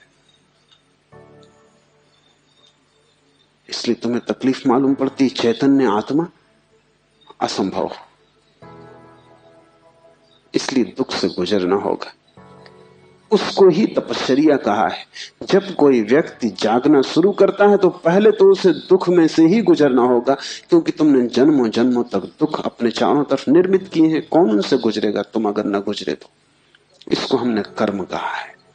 कर्म का कुल इतना ही अर्थ है कि जन्मों जन्मों तक हमने चारों तरफ दुख निर्मित किए, जाने अनजाने हमने दुख की फसल बोई है, काटेगा कौन? तो जब भी तुम होश में आते हो तुम्हें फसल दिखाई पड़ती बड़ी लंबी, इस खेत से तुम्हें गुजरना पड़ेगा। डर के मारे तुम वहीं बैठ जाते हो, फिर आंख बंद करके शराब पी लेते हो कि ये तो बहुत झंझट का काम है। लेकिन जितनी तुम शराब पीते हो उतनी ये फसल बढ़ती जाती। हर जन्म तुम्हारे कर्म की श्रृंखला में कुछ और जोड़ जाता है, घटाता नहीं। तुम और भी गर्त में उतर जाते हो, नरक और करीब आ जाता है। होश से भरोगे तो पहला तो घटना ये घटने ही वाली है कि तुम्हारे जीवन में चारों तरफ दुख दिखाई पड़ेगा, नरक, क्योंकि तुमने वो निर्मित किया है। और अगर तुमने हिम्मत रखी, साहस रखा और तुम उस दुख से गुजर गए, तो जिस दुख से तुम सचेतन रूप से गुजर जाओगे वो फसल कट गई। उन दुखों से तुम्हें न गुजरना पड़ेगा फिर। और अगर एक बार तुम सारी दुख की श्रृंखला से गुजर जाओ, कर्म की श्रृंखला से, क्योंकि वो तुम्हारी आत्मा के चारों तरफ बंधी हुई जंजीरें, अगर तुम उन सब से गुजर जाओ और होश न खो और हिम्मत जारी रखो कि कोई फिक्र नहीं, जितना दुख मैंने पैदा किया है मैं गुजरूंगा, मैं अंत तक जाऊंगा। मैं उस प्रथम घड़ी तक जाना चाहता हूं जब मैं निर्दोष था और दुख की यात्रा शुरू न हुई थी, जब मेरी आत्मा परम पवित्र थी और मैंने कुछ भी संग्रह न किया था दुख का। मैं उस समय तक प्रवेश करूंगा ही, चाहे कुछ भी परिणाम हो, कितना ही दुख, कितनी ही पीड़ा। अगर तुमने इतना साहस रखा तो आज नहीं कल दुख से पार होकर तुम उस जगह पहुंच जाओगे जहां शिव का सूत्र तुम्हें समझ में आएगा, चैतन्य आत्मा है। और एक बार तुम अपने भीतर के चैतन्य में प्रतिष्ठित हो जाओ, फिर तुमसे कोई दुख पैदा नहीं होता, क्योंकि बेहोश आदमी अपने चारों तरफ दुख पैदा करता है। तुमने देखा है शराबी को चलते हुए रास्ते पर वो कैसा डगमगाता है? ऐसी तुम्हारी जिंदगी है। कहीं पैर रखते हो कहीं पड़ता है, कहीं जाना चाहते हो कहीं पहुंच जाते हो, कुछ करना चाहा था कुछ और ही हो जाता है, कुछ कहने निकले थे कुछ और ही कह के घर लौट आते हो। इसे तुम रोज देख रहे हो, फिर भी तुम समझ नहीं पाते कि क्यों हो रहा है। तुम गए थे किसी से क्षमा मांगने और झगड़ा करके वापस आ गए। होश में हो तुम बात प्रेम की कर रहे थे, दुश्मनी हो गई।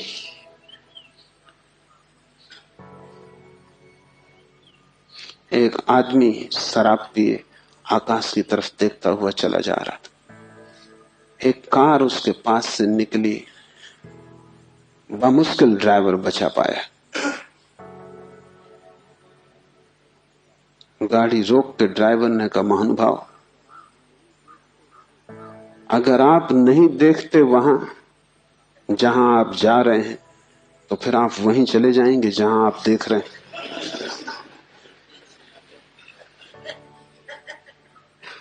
और हम सब, हमें कुछ पता भी नहीं कि हम कहां जा रहे हैं, क्यों जा रहे हैं, कहां देख रहे हैं, क्यों देख रहे हैं, चले जा रहे हैं।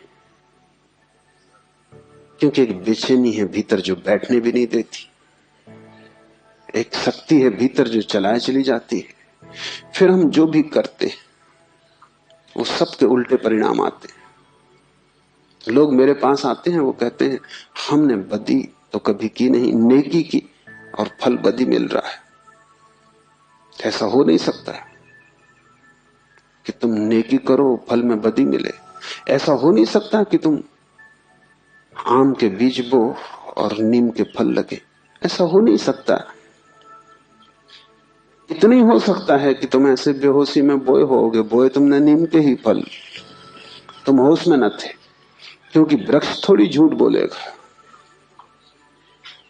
तुम ही कहीं बोते वक्त भूल में पड़े होगे। तुम जब नेकी भी करते हो तब भी तुम्हारा नेकी करने का मन नहीं होता। तुम सच भी बोलते हो तो तुम दूसरे को चोट पहुंचाने के लिए सच बोलते हो। तुम सच बोलते हो दूसरे के अपमान के लिए। तुम सच बोलते हो जैसे तुम सच का उपयोग एक घातक हथियार की तरह कर रहे हो। तुम्हारे सत्य कड़वे होते हैं। सत्य के कड़वे होने की कोई भी जरूरत नहीं, लेकिन मजा तुम्हें कड़वेपन में है, सत्य में तुम्हें मजा भी नहीं। तुम्हारा झूठ सदा मीठा होता है, तुम्हारा सत्य सदा कड़वा होता है। बात क्या है? क्या कड़वापन सत्य का स्वभाव है? क्या मिठास झूठ का हिस्सा है? नहीं। झूठ को तुम चलाना चाहते हो, तुम उसे मीठा बनाते, क्योंकि अगर वो मीठा ना होगा तो चलेगा नहीं। एक तो झूठ चलना मुश्किल, मिठास के सहारे ही चलेगा। जैसे कड़वी दवा की गोली पर हम मीठी परत चढ़ा देते, बच्चा मीठी गोली समझ के खा लेता है, और जब तक कड़वेपन का पता चलता है तब तक गोली भीतर जा चुकी है। तुम झूठ को मीठा बनाते हो क्योंकि तुम झूठ चलाना चाहते हो। तुम सत्य को कड़वा बनाते हो क्योंकि सत्य से तुम केवल चोट करना चाहते हो, उसको चलाना नहीं चाहते। तुम सत्य बोलते ही तब हो जब तुम सत्य का इस तरह उपयोग कर सको कि वो झूठ से बदतर साबित हो, तभी तुम बोलते हो। तुम बेहोश हो, तुम्हारे कृत्यों का तुम्हें कुछ पता नहीं है कि तुम क्या कर रहे हो। इसे थोड़ा होश पूर्वक देखना शुरू करो। जो तुम बोलना चाहते हो वही बोले, या तुम कुछ और बोल गए? क्या तुमने यही सोचा था बोलने के लिए जो तुम बोले? मार्क ट्वेन लौटता था एक रात, उसकी पत्नी ने पूछा, घर आया, पत्नी ने पूछा कैसा रहा व्याख्यान? वो व्याख्यान देने गया था। उसने कहा कौन सा व्याख्यान? जो मैंने तैयार किया था वो, या जो मैंने वहां दिया वो, या जो मैं चाहता था कि देता वो? कौन सा व्याख्यान? एक तो आदमी तैयार करता है और एक आदमी फिर जो देता है, उसमें बड़ा फर्क है। और फिर एक जो घर लौटते वक्त तो सोचता है दिया होता है। तो तीनों अलग अलग हैं। होश में हो, सब निशाने तुम्हारे चूक जाते। तुम्हारी जिंदगी में कभी भी कोई निशाना लगा? आंख बंद करके भी आदमी तीर चलाता रहे तो कभी ना कभी निशाना लगेगा। मैंने सुना है कि अगर बंद घड़ी भी दीवार पर टंगी रहे तो 24 घंटे में 2 बार सही समय बताएगी। तुम्हारी जिंदगी में ऐसा भी नहीं आया कि 2 बार भी तुमने सही समय बताया होता। तुम बंद घड़ी से गए बीते। अंधेरे में भी आदमी तीर चलाता रहे तो कभी ना कभी निशान पे लग जाएगा। तुम खुली आंख से होश में प्रकाश में तीर चलाते हो, कभी निशाने पे नहीं लगता। क्या बात होगी? मुल्ला नसरुद्दीन को बड़ा शौक था हिरन की शिकार करने का। तीसरी बार जब वो शिकार करने जंगल पहुंचा और जंगल के विश्राम गृह में उसने अपना सामान रखा और तैयारी की, और जब सूटकेस खोला तो उसमें एक बड़ी फोटो रखी थी और पत्नी ने उस फोटो के नीचे लिखा था, मुल्ला हिरन इस तरह का होता है। उन्हें शिकार का शौक था लेकिन हिरन का पता नहीं था। तुम कुछ भी मार मूर के घर आ जाओगे, हिरन ठीक से फोटो देख लेना। तुम सब जगह चूक गए हो, वही तुम्हारे जीवन का दुख है। और चूकने का कुल कारण है कि तुम होश में नहीं हो। इसलिए जो भी करो होश पूर्वक करो। उठो तो भी होश पूर्वक, चलो तो भी होश पूर्वक। महावीर ने कहा है विवेक से चलो, विवेक से बैठो, विवेक से भोजन करो, विवेक से बोलो, विवेक से सो तक। महावीर से कोई पूछता है कि साधु कौन, तो महावीर ने कहा जो अमूर्छित है। और असाधु कौन, तो महावीर ने कहा जो मूर्छित है, जो सोया सोया जी रहा है वो असाधु, जो जागा जागा जी रहा है वो साधु। यही शिव कह रहे हैं, चैतन्य आत्मा। चैतन्य को बढ़ाओ, धीरे धीरे आत्मा की झलक तुम्हारे जीवन में आनी निश्चित है। दूसरा सूत्र है ज्ञानम बंधा, ज्ञान बंध है। बड़ी हैरानी का सूत्र है। ज्ञान के बहुत अर्थ हैं। एक तो जब तक तुम इस ज्ञान से भरे हो कि मैं हूं, तब तक तुम अज्ञान में रहोगे, क्योंकि मैं अज्ञान है, अहंकार अज्ञान है। जिस दिन तुम आत्मा से भरोगे उस दिन हूंपन तो रहेगा, मैंपन नहीं रहेगा। मैं हूं, इसमें से मैं तो कट जाएगा, सिर्फ हूं रहेगा। इसे थोड़ा प्रयोग करके देखो। कभी किसी वृक्ष के नीचे शांत बैठकर खोजो कि तुम्हारे भीतर मैं कहां है। तुम कहीं भी ना पाओगे। हूं तो तुम सब जगह पाओगे, मैं तुम कहीं भी ना पाओगे। सब जगह तुम्हें अस्तित्व मिलेगा, लेकिन अस्तित्व के साथ अहंकार तुम्हें कहीं भी ना मिलेगा। अहंकार तुम्हारी निर्मित है, वो तुम्हारा बनाया हुआ है, वो झूठा है, वो असत्य है, उससे ज्यादा अप्रामाणिक और कुछ भी नहीं। वो काम चलाऊ है, उसकी संसार में जरूरत है, लेकिन उसकी सत्य में कहीं भी कोई स्थान नहीं। तो एक तो मैं हूं, ये ज्ञान बंध का कारण है। मेरा बोध हूपन का बोध नहीं। हूपन का बोध तो शुद्ध है, उसमें कोई सीमा नहीं। जब तुम कहते हो हूं, तो तुम्हारे हूं में और वृक्ष के हूं में कोई फर्क होगा? तुम्हारे हूं में और मेरे हूं में कोई फर्क होगा? जब तुम सिर्फ हो तो नदियां, पहाड़, वृक्ष सभी एक हो गए। जैसे ही मैंने कहा मैं, वैसे ही मैं अलग हुआ। जैसे ही मैंने कहा मैं, वैसे ही तुम टूट गए, पर हो गए, अस्तित्व से मैं पृथक हो गया। हूंपन ब्रह्म है और मैं मनुष्य की अज्ञान दशा है। जब तुम जानते हो कि सिर्फ हूं, तब तुम्हारे भीतर केंद्र नहीं होता, तब सारा अस्तित्व एक हो जाता है। तब तुम उस लहर की तरह हो जो सागर में खो गई। अभी तुम उस लहर की तरह हो जो जम के बर्फ हो गई है, सागर से टूट गई है। ज्ञानम बंधा, पहला तो ज्ञान बंध है, इस बात का ज्ञान कि मैं हूं।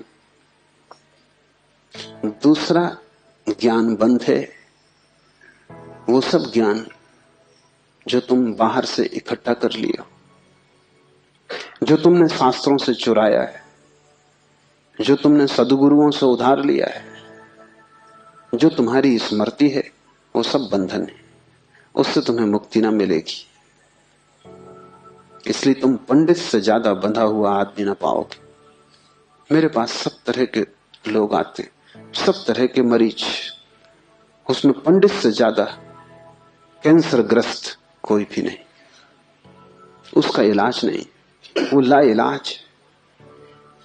उसकी तकलीफ यह है कि वो जानता है, इसलिए न वो सुन सकता न वो समझ सकता। तुम उससे कुछ बोलो, इसके पहले कि तुम बोलो उसने उसका अर्थ कर लिया है। इसके पहले कि वो तुम्हें सुने उसने व्याख्या निकाल ली। शब्दों से भरा हुआ चित्त जानने में असमर्थ हो जाता है। वो इतना ज्यादा जानता है बिना कुछ जाने, क्योंकि सब जाना हुआ उधार है। शास्त्र से अगर ज्ञान मिलता होता तो सभी के पास शास्त्र है, ज्ञान सभी को मिल गया होता।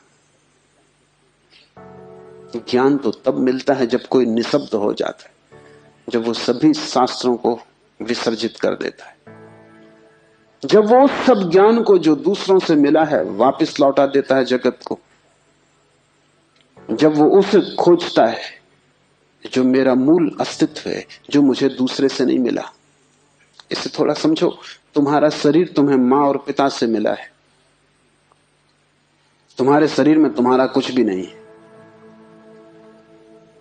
आधा तुम्हारी मां का दान है, आधे तुम्हारे पिता का दान है।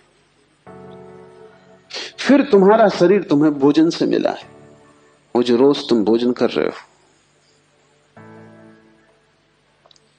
5 तत्वों से मिला है, वायु है, अग्नि है, 5 तत्व हैं, उनसे तुम्हें मिला है।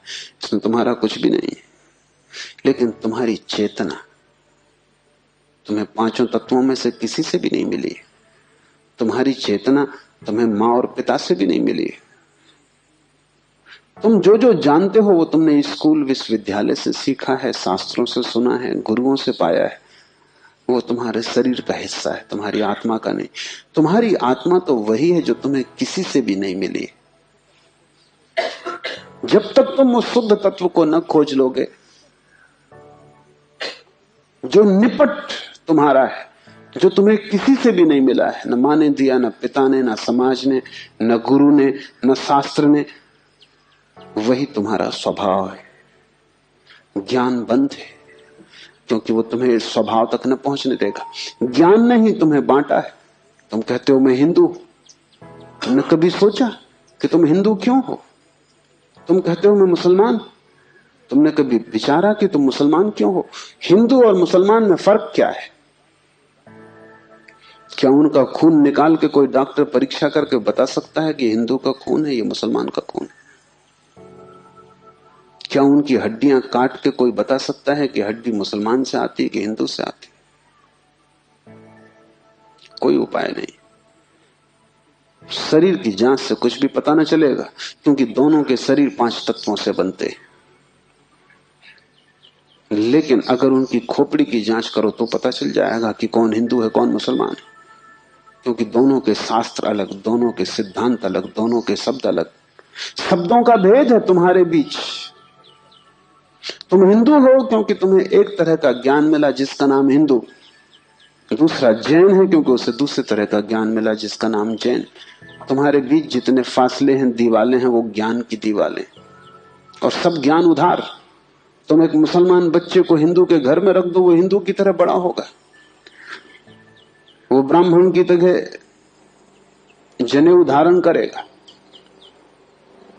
वो उपनिषद और वेद के वचन उद्धृत करेगा। और तुम एक हिंदू के बच्चे को मुसलमान के घर रख दो, वो कुरान की आयत दोहराएगा।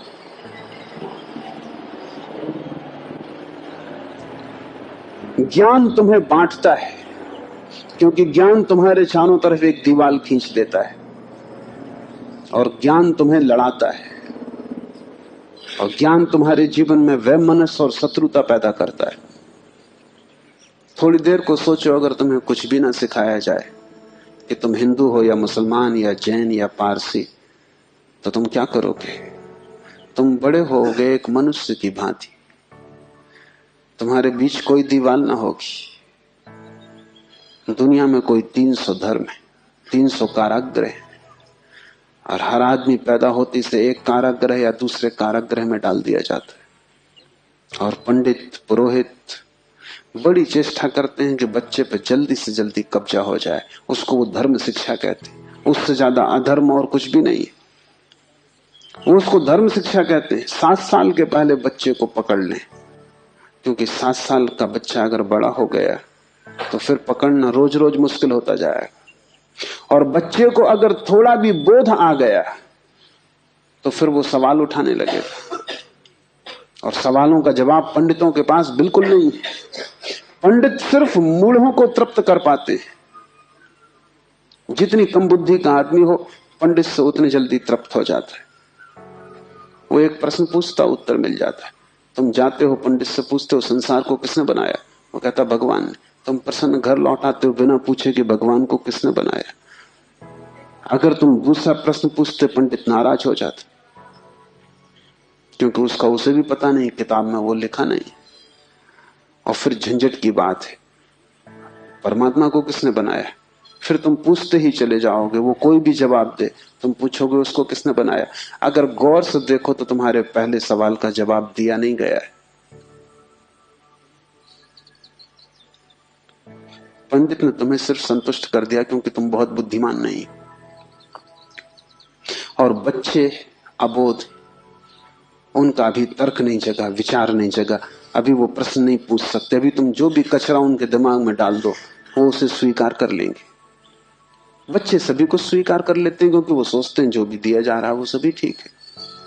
बच्चा ज्यादा सवाल नहीं उठा सकता, सवाल उठाने के लिए थोड़ी प्रौढ़ता चाहिए, इसलिए सभी धर्म बच्चों की गर्दन पकड़ लेते हैं और फांसी लगा देते।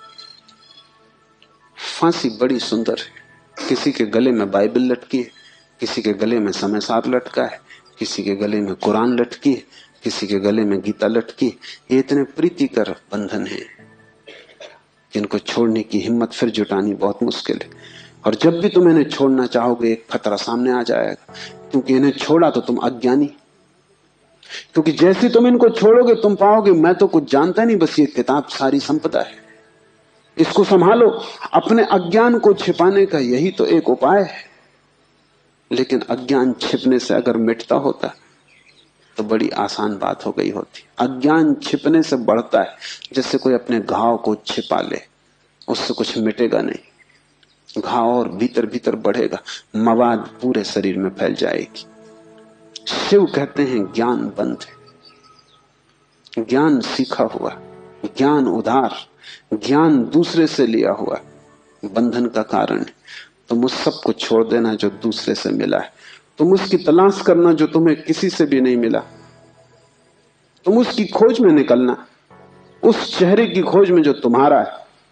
तुम्हारे भीतर छिपा हुआ एक झरना है चैतन्य का, जो तुम्हें किसी से भी नहीं मिला, जो तुम्हारा स्वभाव है, जो तुम्हारी निज संपदा है, निजत्व है, वही तुम्हारी आत्मा है।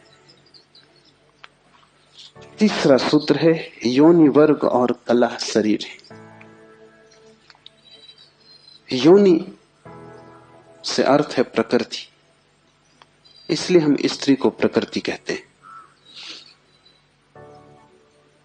स्त्री शरीर देती है, वो प्रकृति की प्रतीक है। और कला का अर्थ है कर्ता का भाव। एक ही कला है, वो कला है संसार में उतरने की कला, और वो है कर्ता का भाव। इन दो चीजों से मिलकर तुम्हारा शरीर निर्मित होता है, तुम्हारे कर्ता का भाव, तुम्हारा अहंकार, और प्रकृति से मिला हुआ शरीर। अगर तुम्हारे भीतर कर्ता का भाव है तो तुम्हें योग्य शरीर प्रकृति देती चली जाएगी। इसी तरह तुम बार बार जन्मे हो, कभी तुम पशु थे, कभी पक्षी थे, कभी वृक्ष थे, कभी मनुष्य। तुमने जो चाहा है वो तुम्हें मिला है, तुमने जो आकांक्षा की है, तुमने जो कर्तृत्व की वासना की है, वही घट गया है। तुम्हारे कर्तृत्व की वासना घटना बन जाती है, विचार वस्तुएं बन जाते। इसलिए बहुत सोच विचार के वासना करना, क्योंकि सभी वासनाएं पूरी हो जाती हैं देर अबेर। अगर तुम बहुत बार देखते हो आकाश में पक्षी को और सोचते हो कैसी स्वतंत्रता पक्षी को, खास हम पक्षी होते, देर न लगेगी, जल्दी तुम पक्षी हो जाओ। तुम अगर देखते हो एक कुत्ते को संभोग करते हुए और तुम सोचते हो कैसी स्वतंत्रता, कैसा सुख, जल्दी ही तुम कुत्ते हो जाओ। तुम जो भी वासना अपने भीतर संग्रहित करते हो वो बीज बन जाती। प्रकृति तो केवल शरीर देती है, कलाकार तो तुम ही हो, स्वयं को निर्माण करने वाले। अपने शरीर को तुमने ही बनाया है, ये कला का अर्थ है। कोई तुम्हें शरीर नहीं दे रहा है, तुम्हारी वासना ही निर्मित करती है। तुमने कभी ख्याल किया रात तुम सोते हो तो आखिरी जो विचार होता है सोते समय, वही सुबह उठते वक्त पहला विचार होगा। रात भर तुम सोए रहे, वो बीज की तरह विचार भीतर पड़ा रहा, जो अंतिम था वो सुबह प्रथम होगा। तुम मरोगे इस शरीर से, आखिरी मरते क्षण में तुम्हारे सारे जीवन की वासना संग्रहित होकर बीज बन जाएगी। वही बीज नया गर्भ बन जाएगा, जहां से तुम मिटे वहीं से तुम फिर शुरू हो जाओगे। तुम जो भी हो ये तुम्हारा ही कृत्य है, किसी दूसरे को दोष मत देना। यहां कोई दूसरा है भी नहीं जिसको दोष दिया जा सके, ये तुम्हारे ही कर्मों का संचित फल है। तुम जो भी हो, सुंदर कुरूप, दुखी सुखी, स्त्री पुरुष, तुम जो भी हो, ये तुम्हारे ही कृत्यों का फल है। तुम ही हो कलाकार अपने जीवन के। मत कहना कि भाग्य ने बनाया है, क्योंकि वो धोखा है। उस भांति तुम जिम्मेवारी किसी और पर टाल रहे हो। मत कहना कि परमात्मा ने भेजा है। तुम परमात्मा पर जिम्मेदारी मत डालना, क्योंकि ये तरकीब है खुद के दायित्व से बचने की। इस कारागृह में तुम अपने ही कारण हो। जो व्यक्ति इस बात को ठीक से समझ लेता है कि अपने ही कारण मैं यहां हूं, उसके जीवन में क्रांति शुरू हो जाती। शिव कह रहे हैं योनि वर्ग और कला शरीर है, प्रकृति तो सिर्फ योनि है, वो तो सिर्फ गर्भ है। तुम्हारा अहंकार उस योनि में बीज बनता है। तुम्हारे कर्तृत्व का भाव कि मैं ये करूं, मैं ये पाऊं, मैं ये हो जाऊं, उसमें बीज बनता है। और जहां भी तुम्हारे कर्तृत्व की कला और प्रकृति की योनि का मिलन होता है, शरीर निर्मित हो जाता है। इसलिए बुद्ध पुरुष कहते हैं सभी वासनाओं को छोड़ दो, तभी तुम मुक्त हो सकोगे। तुमने अगर स्वर्ग की वासना की तो तुम देवता हो जाओगे, लेकिन वो भी मुक्ति ना होगी, क्योंकि वासनाओं से कभी भी अशरीर की स्थिति पैदा नहीं होती। सभी वासनाओं से शरीर निर्मित होते हैं। जब तक तुम निर्वासना को उपलब्ध नहीं हो, जब तक तृष्णा तुमने पूरी ही नहीं छोड़ दी, तब तक तुम नए शरीरों में भटकते रहोगे। और शरीर के ढंग अलग हो, शरीर की मौलिक स्थिति एक ही जैसी है। शरीर के दुख समान है, चाहे पक्षी का शरीर हो चाहे आदमी का शरीर हो, दुखों में कोई भेद नहीं है। क्योंकि मौलिक दुख है आत्मा का शरीर में बंध जाना। मौलिक दुख है कारागृह में प्रविष्ट हो जाना। फिर कारागृह की दीवारें वर्तुलाकार हैं कि त्रिकोण हैं कि चौकोन हैं, उससे कोई हल नहीं होता, उससे कुछ फर्क नहीं पड़ता है। तुम भला सोचते हो फर्क पड़ता है। एक मेरे मित्र हैं, ड्राइंग के शिक्षक हैं, उन्हें जेल हो गई। लौटे 3 साल बाद तो मैंने उनसे पूछा कैसे रहे दिन, कैसे कटे दिन। उन्होंने कहा और तो सब ठीक था, लेकिन मेरी कोठरी के कोने 90 कोण के नहीं थे। वो ड्राइंग के शिक्षक हैं, उनकी बुद्धि उन 90 कोण के नहीं थे कोठरी के कोने। उनकी असली तकलीफ 3 साल यही रही, क्योंकि उसी कोठरी में रहना और बार बार देखना वो कोना, वो 90 कोण का नहीं। तो जो बात उन्होंने मुझसे की वो ये कि और तो सब ठीक था, बाकी कुछ अड़चन ना थी, लेकिन कोने ठीक 90 के नहीं थे।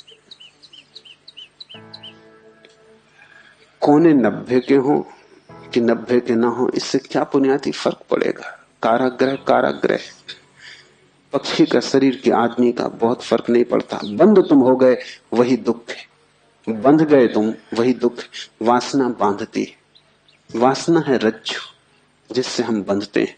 और ध्यान रखना तुम्हारे अतिरिक्त और कोई जिम्मेवार नहीं है। उद्धमो भैरवा, चौथा सूत्र है उद्धम ही भैरव है। उद्धम उस आध्यात्मिक प्रयास को कहते हैं जिससे तुम इस कारागृह के बाहर होने की चेष्टा करते हो। वो भैरव शब्द पारिभाषिक है।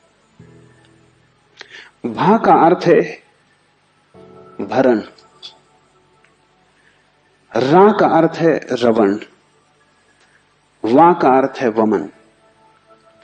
भरण का अर्थ है धारण, रवण का अर्थ है संहार और वमन का अर्थ है फैलाना।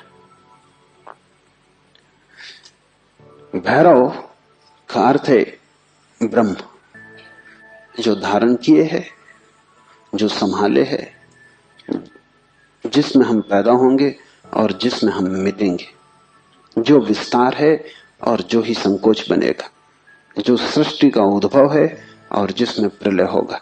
मूल अस्तित्व का नाम भैरव है। शिव कहते हैं उद्धम ही भैरव है। और जिस दिन भी तुमने आध्यात्मिक जीवन की चेष्टा शुरू की, तुम भैरव होने लगे, तुम परमात्मा के साथ एक होने लगे। तुम्हारी चेष्टा की पहली किरण और तुमने सूरज की तरफ यात्रा शुरू कर दी। पहला ख्याल तुम्हारे भीतर मुक्त होने का और ज्यादा दूर नहीं है मंजिल, क्योंकि पहला कदम करीब करीब आधी यात्रा है। उद्यम भैरव है। पाओगे, देर लगेगी, मंजिल पहुंचने में समय लगेगा, लेकिन तुमने चेष्टा शुरू की और तुम्हारे भीतर बीज आरोपित हो गया कि मैं उठूं इस कारागृह के बाहर, मैं जाऊं शरीर से मुक्त हूं, मैं हटूं वासना से, मैं अब और बीज न बोऊं इस संसार को बढ़ाने के, मैं और जन्मों की आकांक्षा न करूं। तुम्हारे भीतर जैसे ही ये भाव सघन होना शुरू हुआ कि अब मैं मूर्छा को तोड़ूं और चैतन्य बनूं, वैसे ही तुम भैरव होने लगे, वैसे ही तुम ब्रह्म के साथ एक होने लगे। क्योंकि वस्तुतः तो तुम एक हो ही, सिर्फ तुम्हें स्मरण आ जाए। मूलतः तो तुम एक हो ही, तुम उसी सागर के झरने हो, तुम उसी सूरज की किरण हो, तुम उसी महाआकाश के एक छोटे से खंड हो। पर तुम्हें स्मरण आना शुरू हो जाए और दीवारें विसर्जित होने लगे तो तुम उस महाकाश के साथ एक हो जाओगे। उद्यम भैरव है, बड़ी सघन चेष्टा करनी जरूरी है, क्योंकि नींद गहरी है। तोड़ोगे सतत तो ही टूट पाएगी, आलस्य करोगे संभव नहीं होगा। आज तोड़ोगे, कल फिर बना लोगे तो फिर भटकते रहोगे। एक हाथ से तोड़ोगे, दूसरे से बनाते जाओगे तो श्रम व्यर्थ होगा।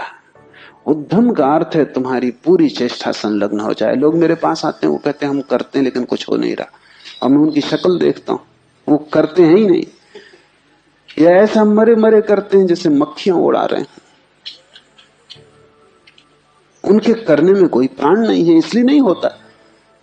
लेकिन वो आते ऐसे हैं जैसे कि वो परमात्मा पर कोई बड़ी कृपा कर रहे हैं कि करते हैं और नहीं हो रहा, तो शिकायत लेके आए कि कहीं कुछ गड़बड़ हो रही, कहीं कोई अन्याय हो रहा है, कि दूसरों को हो रहा है हमें नहीं हो रहा। इस जगत में अन्याय होता ही नहीं। इस जगत में जो भी होता है न्याय है, क्योंकि यहां कोई आदमी नहीं बैठा है न्याय अन्याय करने को।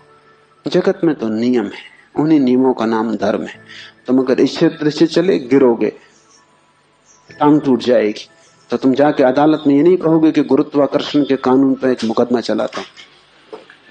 तो अदालत कहेगी तुम तिरछे मत चलते, गुरुत्वाकर्षण तुम्हें गिराने में उत्सुक नहीं है, न तुम्हें संभालने में उत्सुक है।